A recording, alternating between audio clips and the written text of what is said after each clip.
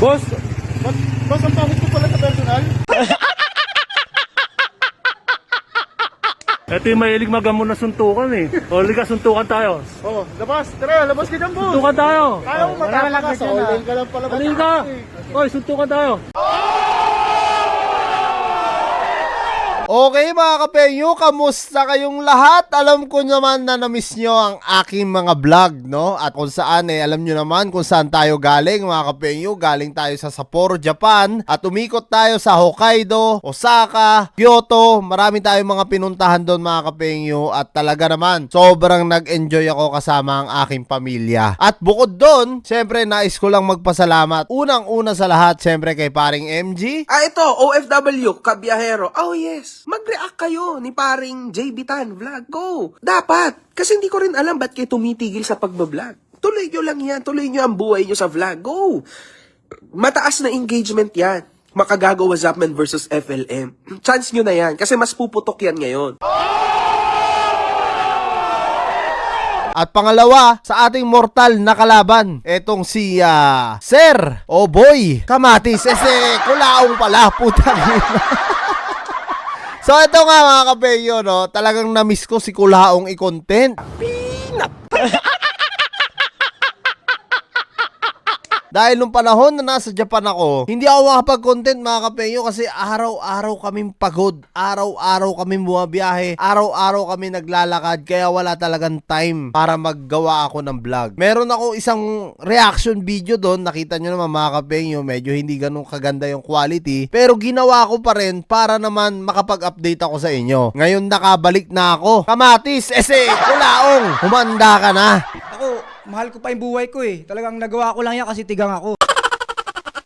Dahil sigurado, dire-diretso na naman ang ating partotsada dito kay Kulaong. At tara mga kapenyo, sabay-sabay nga natin panoorin itong ang bagong upload na ito ni Makagago na kung saan naglalakad itong si Kulaong at harap-harapan binastos. Labas, tara, labas ka dyan, boss. Suntukan tayo. Kaya mo matama ka sa online ka lang pala. Halika.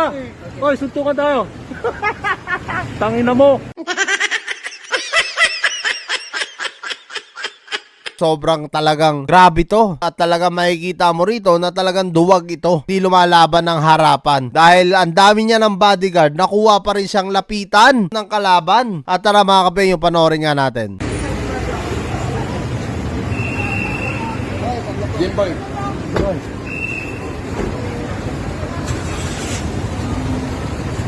May dala ba kayong motor? Tricycle, dala mo. Tricycle, dala mo. Boss, yung unang banat pa lang nung nung nagbibideo sa kanya na talagang mga kapenyo, panglalait na. Tricycle daw yung dala, puta. Boss, ang pangit ko pala sa personal. Puta, kaya bakit mo pala sa personal? Puta, kaya yan. Grabe mo kapang lait yung nagbibideo, ha? Ang pangit ko pala sa personal. Oo, Akala ko swapo ka. ito yung mahilig magamon na suntukan eh. Tatawa-tawa lang siya mga kapenyo, pero deep inside asar talo na yan. Liga, suntukan tayo. Labas, hinabol tara, siya, labas ka dyan, boss. Suntukan tayo. Kaya mo matama ka sa online ka lang pala. Halika. Oy, suntukan tayo. Tangina mo. Grabe mga kapenyo, minura pa siya. Ayop ka talaga, Kulaong. Antindi mo. Kala ko ba talagang nakikipagsabayan to mga kapenyo? Bakit hindi makasabay ngayon? Isipin nyo, ang dami niya pang bodyguard doon kung tutuusin binastos na siya harap-harapan ng mga netizen talagang pwede niya nang pakanayon sa kanya mga bodyguard. Bodyguard ko ewan ko lang kung talaga naman sasabay ba ang mga bodyguard din. Dahil unang-una sa lahat, syempre kung ikaw kinuha ka as a bodyguard tapos nakita mo na binabastos yung amo mo, natural mga kabeng yun, di ba? Sasawayin mo yun o sasabihan mo na bakit nyo naman binabastos yung amo namin. Tinawag nyo ng pangit sa personal. Boss, ang pangit ko pala sa personal. Tapos hinahamon nyo pa ngayon. Labas, tara, labas ka dyan, boss. Suntukan tayo. 2 beses na yan! Oh, 'di ba mga kapengyo? Dapat doon pa lang sobrang ano na 'yun sobrang foul na yung ginawa sa kanya Poprotektahan na siya ng mga bodyguard niya, no? At tara mga kapengyo, panoorin naman natin kung paano nga nasukol etong si Kulaong, no, sa pagsusuot niya ng uniforme ng PNP.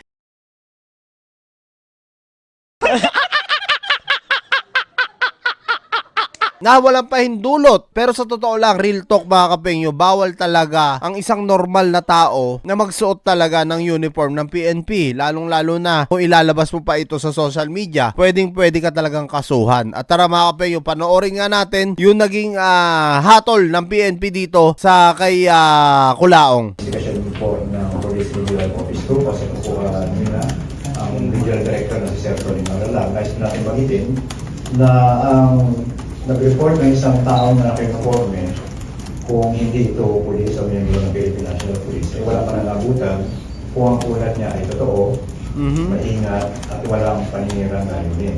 Base po sa initial investigation na lumalabas na Regional Office 2, ang liability ay nasa liso ng uniforme, hindi sa nakabilat.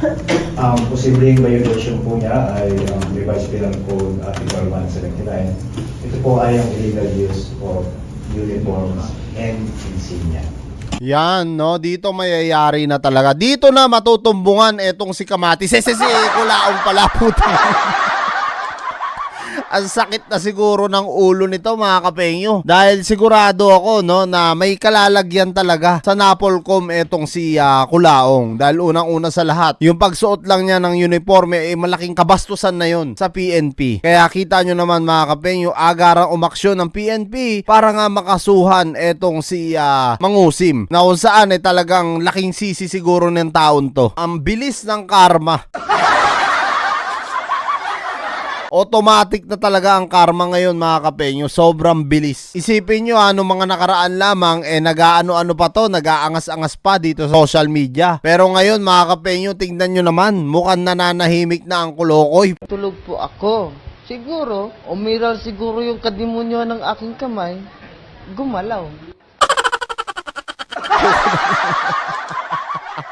Mayayari talaga at matutumbungan to mga kapengyo pag nagkataon. At tara mga kapengyo, basahin naman natin yung naging mensahe nga ni Makagago sa kanya after nga masita ng PNP. Ito nga sinabi ni MG, maraming salamat po sa Napolcom. Lahat po ng kailangan nyo ay aming ibibigay sa inyo. Nakausap na po natin sila at inaanyayaan niya po ako sa kanilang opisina. Salamat din kay FG. So ito na nga mga kapengyo, no, binibigyan po ng imbitasyon etong si Makagago para nga magbigay ng more information about nga dito kay Kulaong sa pinaggagawa nga ng hinayupak na to mga kapengyo.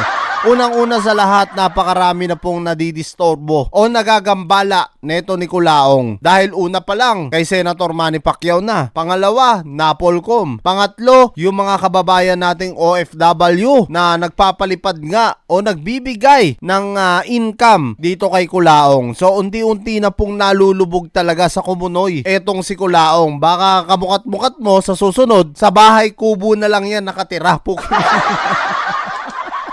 Ang masakit pa nito mga kapengyo, hindi lang bahay kubo, no? Baka matumbungan pa ni Peryong.